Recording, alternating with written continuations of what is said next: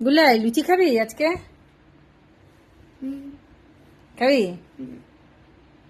ঠিক? হ্যাঁ। ভালো লাগে?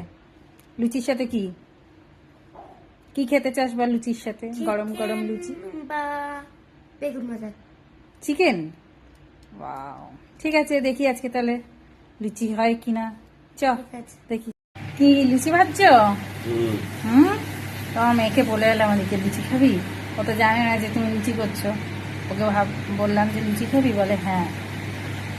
বলে চিকেন দিয়েই খাবো, চিকেন আর বেগুন ভাজা।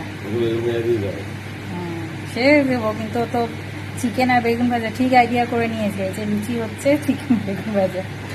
ওকে একটু পরে দিয়ে দেবো লুচি। তো আজকে হচ্ছে লুচি আর চিকেন আর সাথে বেগুন ভাজা।